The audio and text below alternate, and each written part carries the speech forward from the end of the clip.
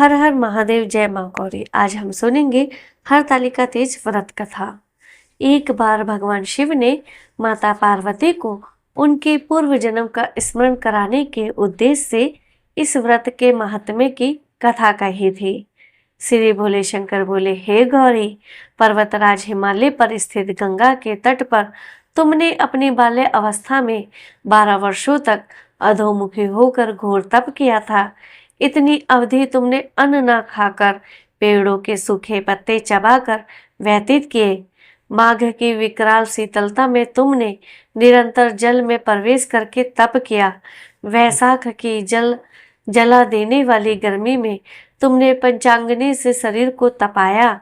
श्रावण के मूसलाधार वर्षा में खुले आसमान के नीचे बिना अन्न जल ग्रहण किए समय व्यतीत किया।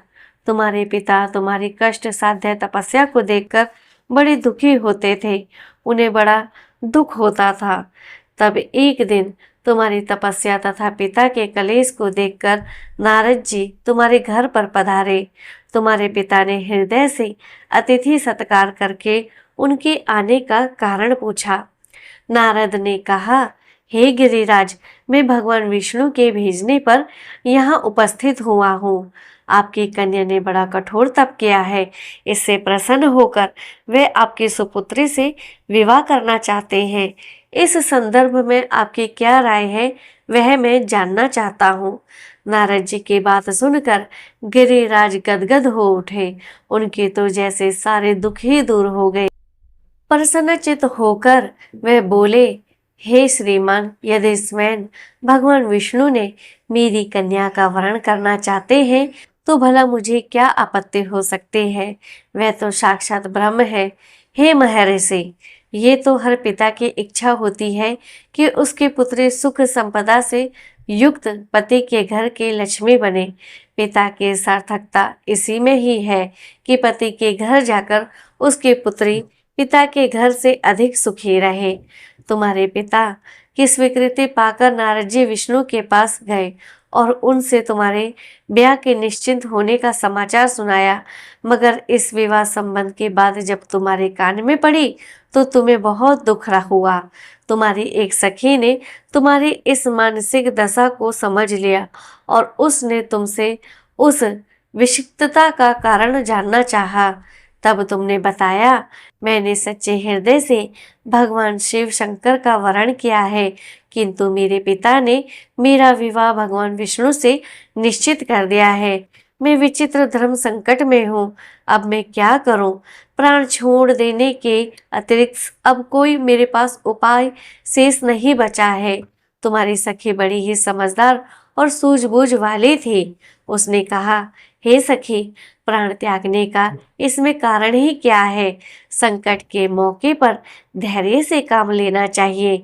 नारी के जीवन की सार्थकता इसी में ही है कि पति रूप में हृदय से जिसे एक बार स्वीकार कर लिया, जीवन पर्यंत उसी से ही निर्वाह करे।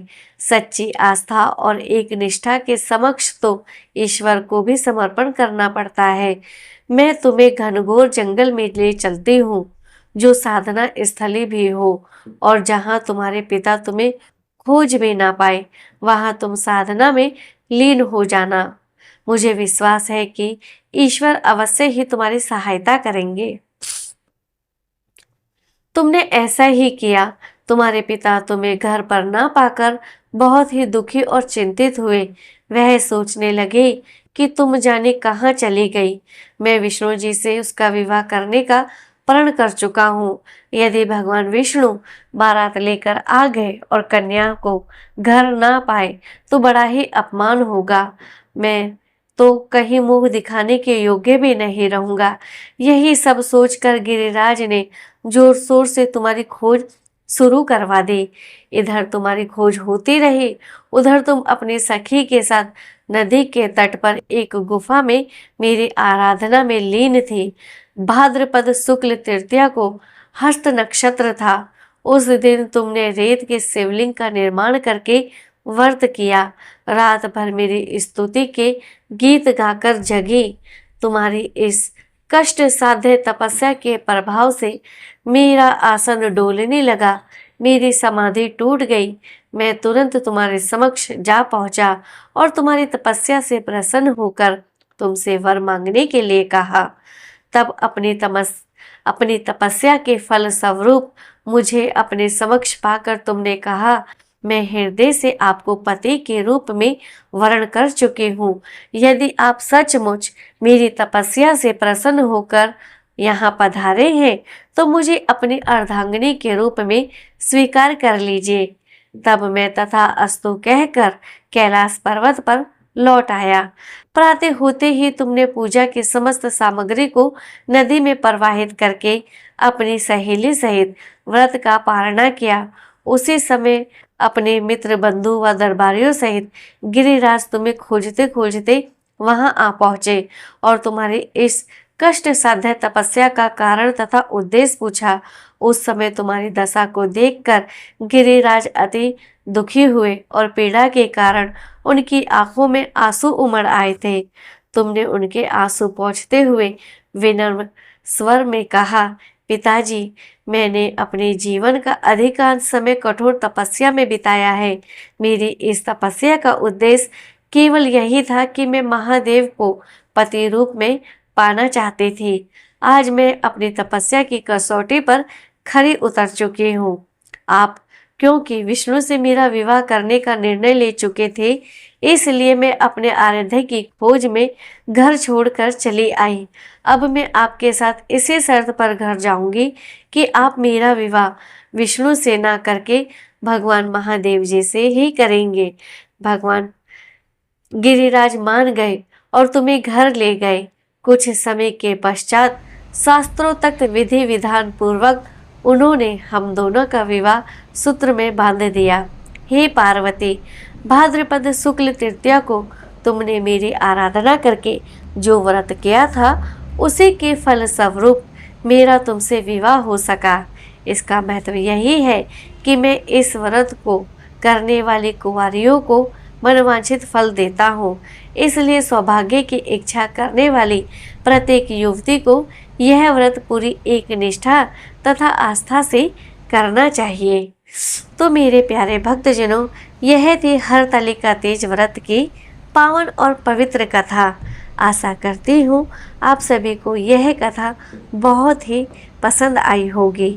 अगर आपको कथा पसंद आई है तो वीडियो को लाइक ज़रूर करें और इस कथा को ज़्यादा से ज़्यादा शेयर करें और कमेंट बॉक्स में हर हर महादेव जय माँ गौरी ज़रूर लिखें और मेरे चैनल को सब्सक्राइब करना ना भूलें। माँ गौरी और भगवान शंकर की कृपा आप सभी पे बने रहे। कुंवारी लड़कियों को उनको मनचाहा वर श्रेष्ठ पति मिले और सुहागिनों का सुहाग बना रहे, उनका सौभाग्य अखंड रहे।